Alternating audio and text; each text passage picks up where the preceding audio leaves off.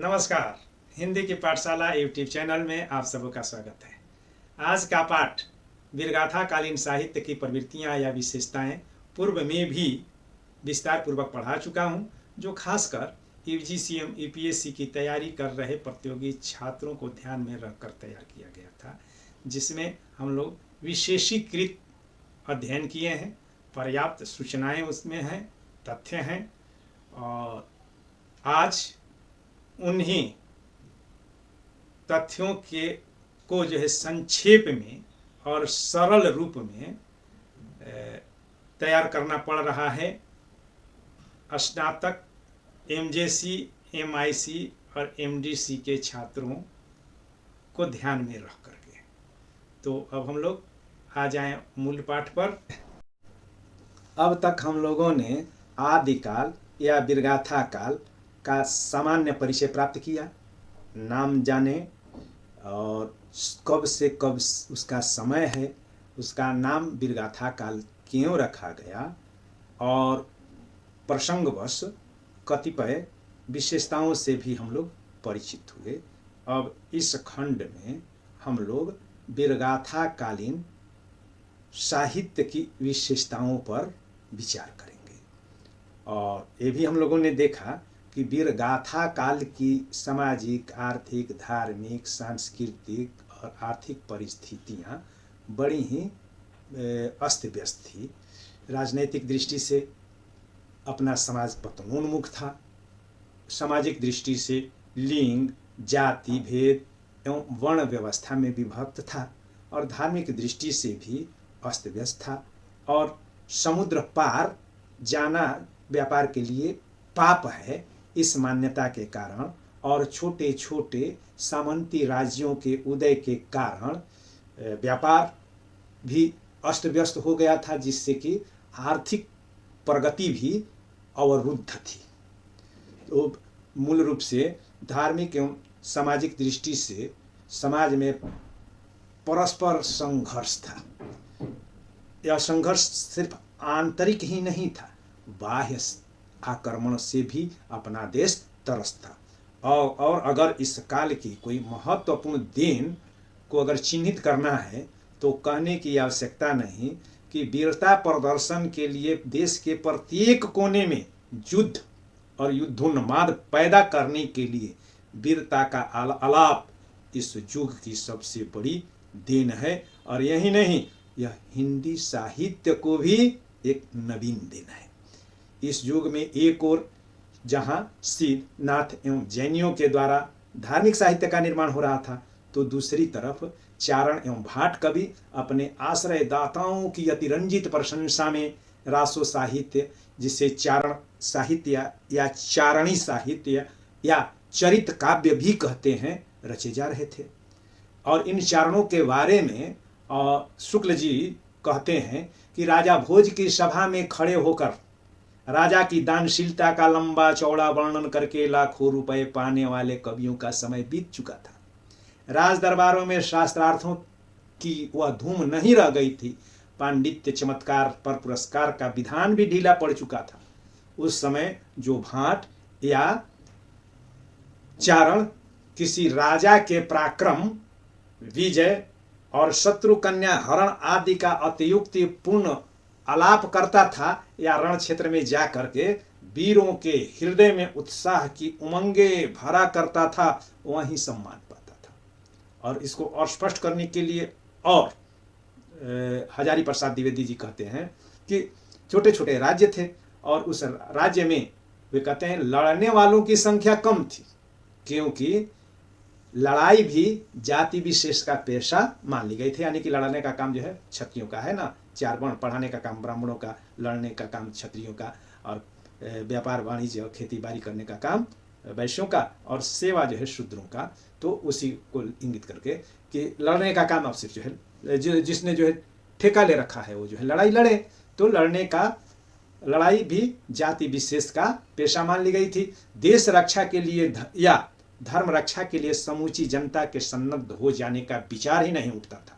निरंतर युद्ध के लिए प्रोत्साहित करने को भी एक वर्ग आवश्यक था, यानी कि जिससे कि लोग जो है युद्ध युद्धोन्मादी हों, क्योंकि क्षत्रियों ने तो ठेका ले रखा था समाज और राष्ट्र की और व्यक्ति की रक्षा का, इसीलिए वे टैक्स लेते थे।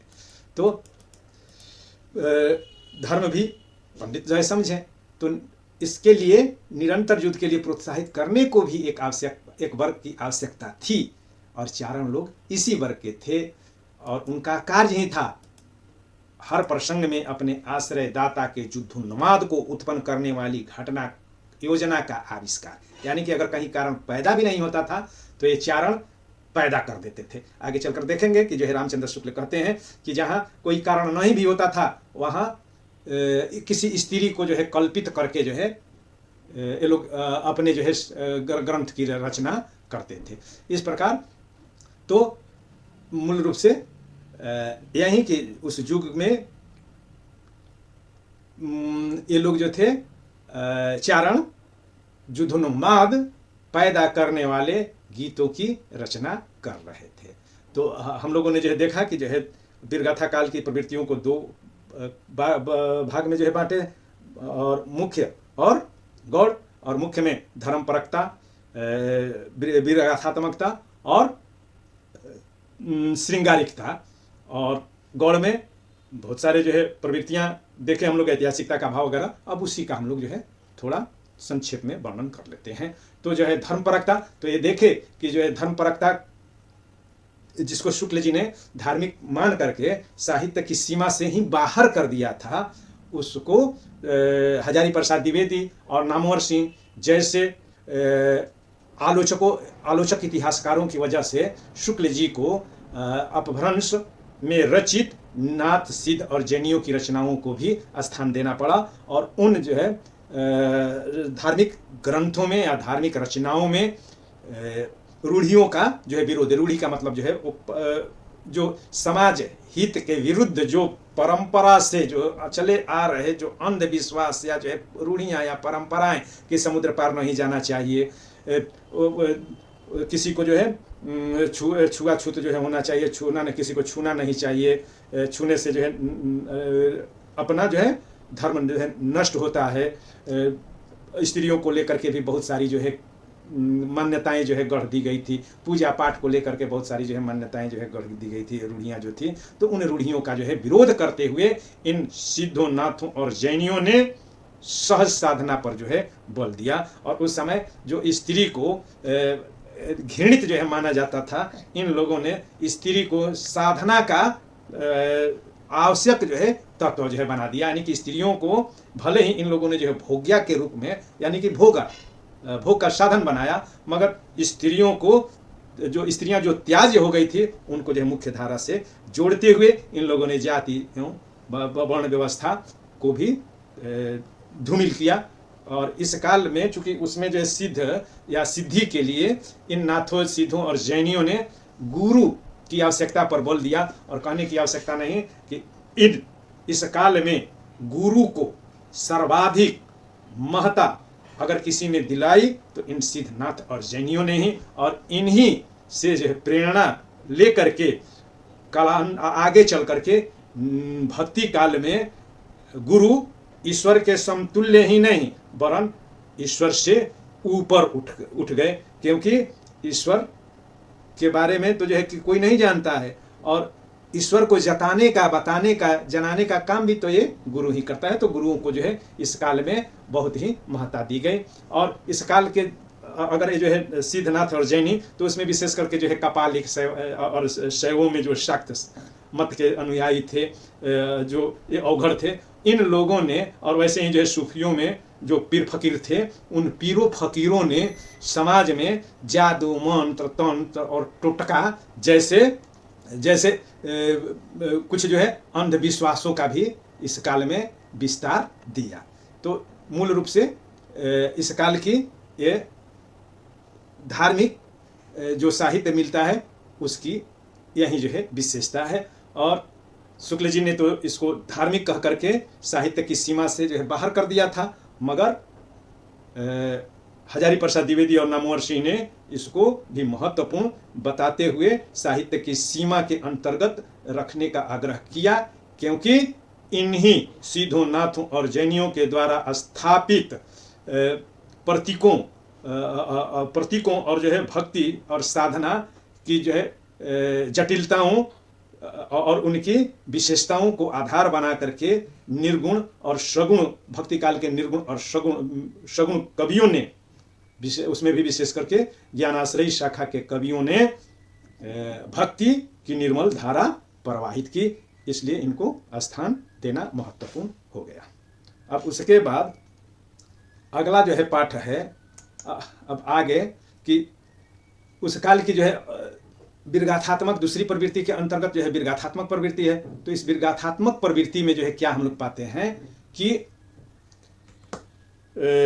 गौड़ प्रवृत्ति है और मुख्य प्रवृत्ति है। गौड़ प्रवृत्तियों में हम लोग ने देखा कि ऐतिहासिकता का अभाव, तो चूंकि बीए के लिए है तो बहुत जो है गहराई में जाने की जरूरत नहीं है। तो अब इसमें संक्षेप में महत्वपूर्ण जो बिंदु हैं उसी पर जो है विचार जो है हम लोग कर लेते हैं। तो इस समय जो है इसमें क्या हुआ कि वीरगाथा साहित्य लिखा गया, जिसको क्या कहा गया, रासो साहित्य और रासो ग्रंथ परंपरा। और इसकी जो है क्या खासियत दिखाई गई कि रासो ग्रंथ जो भी रचनाकार जो है रचना किए उसका नाम जो है अधिकांश का नाम रासो रखे। देखे हम लोग पृथ्वीराज रासो, खुमान रासो, विजयपाल रासो, विशालदेव रासो, हमीर रासो, तो वैसे ही रासो ग्रंथों की जो है परंपरा। तो अब इस परंपरा आरंभ कर दी इन लोगों ने। और इसमें जो रासो शब्द लगा है, अब इसकी उत्पत्ति कैसे हुई, तो इसकी उत्पत्ति को लेकर के अनेक विद्वानों के अनेक विचार हैं। गारसा दत्तासी कहते हैं कि राजसूय जग से, आचार्य शुक्ल जी कहते हैं कि रसायन से इसकी उत्पत्ति हुई है। नरोत्तम स्वामी के अनुसार इसकी उत्पत्ति जो है रसिक से हुई। चंद्रबली पांडे, हजारी प्रसाद द्विवेदी और माता प्रसाद गुप्त इसकी उदय नारायण तिवारी जैसे विद्वान इसकी उत्पत्ति रासक से मानते हैं। और सर्वाधिक प्रसिद्धि इसी मत को प्राप्त हुई। और उसके बाद वीरगाथात्मक काव्यों की विशेषता क्या है, तो इस वीरगाथात्मक काव्य की विशेषता ये है कि इसमें मूल रूप से जो है इसकी 5 विशेषताएं दिखती है। क्या कि आश्रय दाता राजाओं की अतिशयोक्तिपूर्ण प्रशंसा है, यानी कि खूब बढ़ा चढ़ा करके जो है प्रशंसा की गई है। तो इसमें जो है क्या करता है कि दरबारी कवि अपने अपने आश्रयदाता राजाओं की अतिशयोक्तिपूर्ण प्रशंसा करने में कोई कोताही नहीं बरतते हैं। छोटे से राज्य के छोटे से जमींदार को भी राज्य का ही नहीं ब्रह्मांड का श्रेष्ठ राजा घोषित करने में भी इनको तनिक भी झिझक नहीं आई। आदिकालीन चारण या भाट कवियों ने अपने आश्रयदाता राजाओं को ब्रह्मा, इंद्र और महाभारत के वीर नायकों, चंद्रवंशी एवं सूर्यवंशी पौराणिक देवताओं एवं राजाओं से भी बढ़ करके सूरवीर तथा दानवीर बताया। और इस काल की जो है दूसरी विशेषता, यानी वीरगाथा की जो है दूसरी मुख्य विशेषता कि संकुचित राष्ट्रीयता का वर्णन ये लोग करते हैं, यानी कि इनमें व्यापक राष्ट्रीय भावना का अभाव नहीं था। ये जो है जो चारण कवि जो थे अपने आश्रय दाता की जो है प्रशंसा तो करते थे, किंतु उनमें और उनकी रचनाओं में राष्ट्रीयता की भावना लुप्त है। आदिकालीन राजाओं में व्यापक राष्ट्रीयता की भावना का अभाव था। वे अपने 50-100 गांवों को ही राज्य को राष्ट्र मानने लगते थे। आदिकालीन राजा स्वयं शूरवीर और वीरता से तो भरे पूरे थे, किंतु अपनी वीरता का प्रदर्शन वे अपने पड़ोसी राज्य के विरुद्ध करते थे। और बाह्य आक्रमण के समय भी वे दूर से तमाशबीन बनकर के नजारा ही नहीं देखते थे, वरन पड़ोसी शत्रु राजा के विध्वंस पर जश्न तक मनाते थे, जैसा कि पृथ्वीराज चौहान और जयचंद्र के बारे में हम लोग जानते हैं और देखेंगे भी। इस काल के कवियों की वाणी अपने आश्रयदाताओं के कीर्ति कथन में कभी भी जो है कुंठित नहीं हुई, तनिक भी ये जो है लज्जित नहीं हुए प्रशंसा, हारे हुए राजा की भी प्रशंसा करने में। और मगर देश की विषम स्थिति और भविष्य की ओर उनका ध्यान गया ही नहीं। इसीलिए रासो काव्यों में व्यापक राष्ट्रीयता का अभाव दिखता है। यदि उस समय राष्ट्र का अर्थ व्यापक रूप में लिया गया होता तो निश्चित रूप से भारत का जो आज मानचित्र है यह कुछ और होता। हिंदुस्तान, पाकिस्तान और बांग्लादेश जैसे अलग राज्य और अलग देशों का अस्तित्व भी नहीं दिखता। वैसे ही युद्ध का सजीव चित्रण इन लोगों ने जो है किया। युद्ध का सजीव चित्रण क्यों कि वीरगाथा काल का समय तो है कि आंतरिक कलह एवं बाहरी आक्रमण का समय था। अपने अपने आश्रयदाताओं को युद्ध के लिए उत्तेजित करना ही इस काल के कवियों का प्रमुख कर्तव्य बन गया था। और उनके युद्ध वर्णन का सजीव चित्रण जो इनका रासो काव्यों में जो है हुआ है, और बहुत ही जो है वह मार्मिक और उत्तेजक और जो है वीरता के भाव को उद्दीप्त करने वाला बना हुआ है।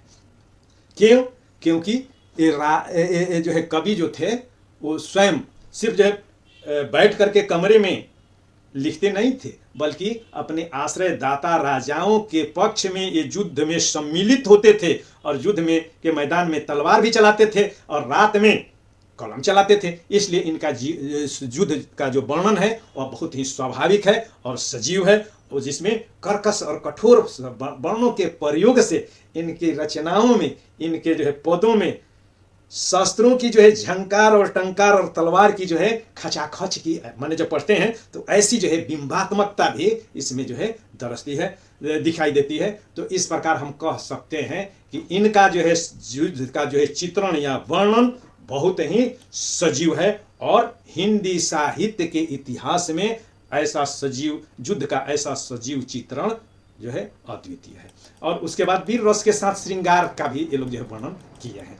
तो इसके संदर्भ में शुक्ल जी भी जो है उदाहरण पश्चिम का जो है देते हुए कहते हैं कि यूरोप में वीरगाथाओं का जो है क्या जो वीरगाथाएं जो रची गई उनके मूल में जो है युद्ध और प्रेम रहा है, यानी कि युद्ध किस लिए या युद्ध का कारण प्रेम रहा। वैसे ही यहाँ भी राजा था, राजाओं जो राज प्रशस्तियाँ या रासो ग्रंथ या वीरगाथात्मक जो साहित्य रचे गए, वहाँ भी क्या हुआ कि युद्ध के साथ प्रेम भी रहा। संवाद पाया राजा कि किसी राजा की कन्या जो है बहुत ही सुंदर है और दल बल के साथ वह जो है चढ़ाई कर दिया और अपने प्रतिपक्षियों को यानी कि विरोधी राजाओं को अपराजित करता था और उसके कन्या का जो है हरण करके लाता था। और या जो है बड़ी ही जो है गौरव का और अभिमान का काम उस काल में जो है माना जाता था। इस प्रकार इस काल के कवियों की रचनाओं में श्रृंगार का भी जो है थोड़ा मिश्रण मिलता है, भले ही वह गौड़ रूप में।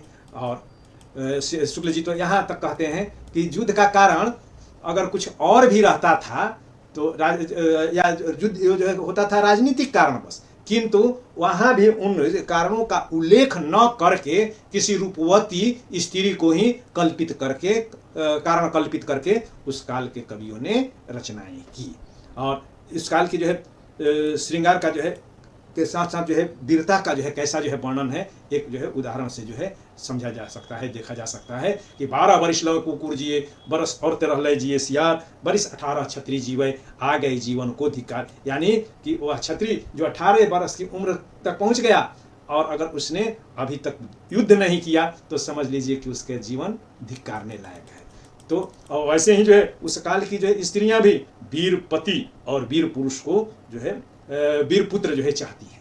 वह जो है अगर जो है उसका पति या पुत्र युद्ध के मैदान में वीरगति को प्राप्त होता था तो ये मातम नहीं वरन जश्न जो है मनाती थी, जश्न मनाती थी। वो कहती थी भला हुआ जुगुमारिया बहिनी हमारा कंठ, लज्जे जम तू बयान सियहू जय भागा धय एंत। यानी कि युद्ध से युद्ध में भूमि में जाकर के जो है मर जाओ, महता इसमें है, पीठ नहीं दिखाना है। ऐसा जो है वीर रस का जो है वर्णन उस काल में हुआ है। फिर उसके बाद जो है और ये जो रचनाएं हैं संदिग्ध, इसमें जो है चूंकि इधर से उधर जो है बहुत जो है फेट फाट जो है कवियों ने जो है इस काल के कवियों ने जो है किया है। यानी कि राजाओं की वंशावली, राजा को जो है उच्च वंशीय जो है सिद्ध करने के लिए उनकी वंशावली के साथ जो है छेड़छाड़ किया है। पूर्ववर्ती राजाओं के साथ उनको जो है जोड़ने के प्रयास में, पौराणिक नायकों के साथ उनके संबंध को स्थापित करने के संदर्भ में इन लोगों ने जो है बहुत छेड़छाड़ किया और इसकी वजह से काल यानी कि तिथियों के निर्धारण में भी बाधा आती है। और साथ ही साथ ये जो है एक परंपरा से जो है वीरगाथात्मक जो साहित्य जो है रचे ये चारण, तो इन चारणों ने इस को एक पेशा बना लिया था। और ये जब मरते थे या थकते थे तो वह ग्रंथ अपने पुत्र को दे देते थे, अपने उत्तराधिकारी को दे देते थे और वह उत्तराधिकारी भी उस राजदरबारी जो है बन जाता था। और उसके बाद वह भी राजा की जो है प्रशंसा में जो है लग जाता था और नतीजा कि उसमें अपनी तरफ से जो है जोड़ने लगता था। तो इस भांति जो ग्रंथ उपलब्ध होते हैं उन ग्रंथों में पूर्ववर्ती राजाओं के साथ साथ परवर्ती राजाओं का भी उनमें उल्लेख मिलता है। तो इससे जो है काल संबंधी तथ्य से संबंधित बहुत सारी माने अड़चने जो है आती है। और तालमेल जो है नहीं बिठ पाता है, इसीलिए उस काल की अधिकांश रचनाओं को अप्रमाणिक जो है मान लिया गया है। इसमें सिर्फ अपवाद स्वरूप विद्यापति की कीर्तिलता और कीर्तिलता विशेष करके कीर्ति पताका का तो जो है कुछ अंश है, कुछ ही अंश जो है प्राप्त हुआ है। तो कीर्तिलता में ही जो है ऐतिहासिकता का और जो है ऐतिहासिक तथ्यों का और तिथियों का थोड़ा तालमेल दिखता है। अन्यथा सबने अपने अपने रासो ग्रंथों के साथ तिथि से संबंधित, तथ्य से संबंधित और राजवंशों से संबंधित पर्याप्त छेड़छाड़ की है। वैसे अब इस काल की स्थिति में तो अभी देखें कि एक तरफ जो है स्त्री जो क्या करती थी कि अपने पति या पुत्र की वीरगति पर जश्न मनाती थी, मगर इस काल में स्त्रियों की जो है बहुत दयनीय दशा भी हो गई थी, क्योंकि युद्ध का कारण मान लिया गया था जर जोरू और जमीन। जर का मतलब जो है संपत्ति, यानी कि छोटे छोटे राजा थे, अपने राज्य के विस्तार के लिए जो है पड़ोसी पर जो है आक्रमण करते थे और वहां से जो है धन संपत्ति जो है लूट करके लाते थे। यहाँ तक कि जो है इतने अताई भी हो गए थे कि आम जन को भी ये बख्शते नहीं थे, खेतों को जो है उजाड़ देते थे। और अभी देखे कि जो है कामिनी यानी कि जो है स्त्री के लिए जो है रानियों के लिए अपने महल में जो है रानी के संख्या में एक इजाफा करने के लिए भी ये युद्ध होता था, और अपने क्षेत्र के विस्तार यानी कि भूमि के लिए तो जर जोरू और जमीन के लिए यह युद्ध होता था। और उसमें स्त्रियों की दशा जो है बहुत ही दयनीय हो गई थी। यहाँ तक कि जो है विशलदेव रासो की नायिका राजमती जो है कहती है कि हे महेश, स्त्री का जन्म तुमने मुझे क्यों दिया? अगर जो है आप जो है मुझे जो है जंगल की नीलगाय बना देते, जो है कोयल बना देते, पेड़ों के जो है डालियों पर जो है इधर उधर जो है घूमने वाली जो है और निबौरी वगैरह खाने वाली जो है चिड़िया बना देते, तो मगर यह जो है जन्म स्त्री के रूप में जन्म नहीं देते। स्त्रीय जन्म जनि दिखौ नरेश, अवर जन्म थारई धणारे नरेश, रानी न सिरजिए रोज चढ़ी। यानी कि यह जन्म स्त्री जीवन बहुत ही दुखद बना दिया था उस काल के कवियों ने। और प्रकृति का जो है अप्रतिम चित्रण जो है इसमें मिलता है। प्रकृति का 3 रूपों में जो है चित्रण मिलता है, पर्याप्त जो है चित्रण मिलता है, क्योंकि राजा जो है कवि जो है राजाओं के साथ युद्ध भूमि में जाते थे और वहाँ पर मार्ग में जो दृश्य दिखाई देता था उसका जो है वर्णन करते थे। और वैसे ही जब शांति के समय में राजा के जो है काम वासना को जो है उद्दीप्त करने के लिए ये जो है वाटिका का, फुलवारी का, फूलों के ऊपर जो है मंडराते हुए जो है भौरों का और डालियों पर जो है खिले हुए जो है फूलों को जो है आपस में जो है टकराने का बड़ा ही उत्तेजक जो है वर्णन इन लोगों ने जो है किया है। तो और जब यात्रा कर रहे होते थे तो दृश्य, रास्ते में जो दृश्य मान होता था जो है प्रकृति का जो है विविध रूप, उसका भी जो है इन लोगों ने नाम उल्लेख किया। इसलिए वीरगाथा काल की में जो है जो प्रकृति चित्रण मिलता है वह 3 रूपों में मिलता है, आलम्बन, उद्दीपन और उत्तेजक रूप में। तो और उसके बाद युद्ध काव्य के जो है इस काल में जो है 2 रूप मिलते हैं, प्रबंध रूप और मुक्तक रूप। तो अधिकांश जो है ग्रंथ जो है प्रबंध रूप में है और शुक्ल जी तो पृथ्वीराज रासो को हिंदी का पहला महाकाव्य और प्रबंध काव्य मानते हैं। और यही नहीं, इस काल में इतने जो है प्रबंध काव्य लिखे गए हैं सिर्फ इसी काल में कि उसके बाद जो शेष 3 काल बच जाते हैं। अगर इन 3 कालों के महाकाव्य और प्रबंधों को भी अगर जोड़ दिया जाए तो उतना प्रबंध काव्य परवर्ती काल में नहीं लिखे गए जितने प्रबंध वीरगाथा काल में रचे गए। और मुक्तक भी जो है इस काल में रचा गया। और इनकी जो है भाषा जो शैली जो थी वो और भाषा शैली, तो इस काल में 5 जो है भाषाएं मुख्य रूप से जो है मिलती है। अपभ्रंश यानी कि सीधो नाथों और जैनियों की भाषा जो है अपभ्रंश है। उसमें जो है स्वयंभू कवि हुए, हेमचंद्र, शरहपाद, शालिभद्र, सूरी, पुष्य जैसे कवियों ने अपभ्रंश में जो है रचनाएं की। और जो है राजस्थान के जो है राजस्थानी में जो कठोर जो है वर्णों से युक्त जो रासो साहित्य हैं वे जो है मुख्य रूप से उनकी भाषा जो है डिंगल है। डिंगल यानी कि राजस्थान के जो मारवाड़ क्षेत्र है वहाँ पर कठोर वर्णों से युक्त। कठोर वर्ण कौन है? तो जो है टबर्गी है, तबर्ग, तथ वर्ण है और जो संयुक्ताक्षर हैं, तो इन जो है संयुक्ताक्षरों से युक्त, कठोर वर्णों से युक्त जो राजस्थानी भाषा में और विशेष करके मारवाड़ी जो है भाषा में जो साहित्य उपलब्ध है उसकी भाषा जो है डिंगल है। और जो प्रेम काव्य है जिसमें ब्रज भाषा के शब्दों की मिठास है वह पिंगल भाषा है। और अपने विद्यापति तो यहाँ पर मैथिली में रचना कर ही रहे थे पदावली, और इसके साथ इन्होंने जो है कीर्तिलता और कीर्ति पताका औहट में रची थी। और अमीर खुसरो खड़ी बोली के कवि हैं, खड़ी बोली में उन्होंने रचना की। और जहाँ तक शैली का सवाल है तो इस काल में तीन प्रकार की जो है, तीनों प्रकार की शैली मिलती है। वैसे मुख्य रूप से तो हम लोग यही नहीं जानते हैं कि गद्य होता है और पद्य होता है, और उसके बाद जो है गद्य पद्य मिश्रित शैली होती है जिसको चंपू शैली भी कहते हैं। तो इस काल में गद्य भी मिलता है, पद्य भी मिलता है और चंपू शैली भी मिलती है। और नाम याद रखें कि दामोदर शर्मा एक जो हुए उन्होंने उक्ति व्यक्ति प्रकरण जो है लिखा है। तो उक्ति व्यक्ति प्रकरण में जो है मिश्रित शैली का उपयोग हुआ है। तो और उसके बाद जो है विविध छंद, जहाँ तक छंद का जो है सवाल है तो जो है इसमें जो है विविध प्रकार के छंदों का जो है प्रयोग हुआ है। और छंदों के संदर्भ में तो यह काल जो है बहुत ही जो है समृद्ध है।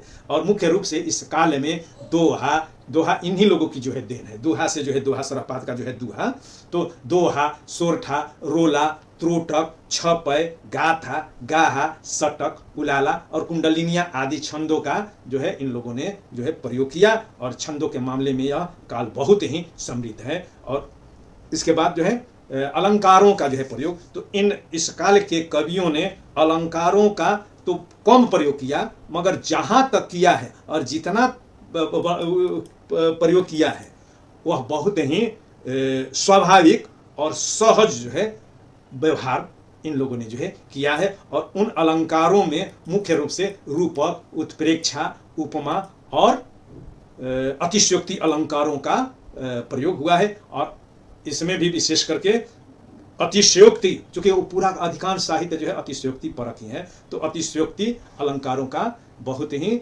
जम करके इन लोगों ने जो है व्यवहार किया है। तो मुख्य रूप से आदिकाल या वीरगाथा काल की यही विशेषता है। और बहुत बहुत धन्यवाद। अगर कहीं कोई जो है समझने में परेशानी आई होगी तो संपर्क कीजिएगा। बहुत बहुत धन्यवाद।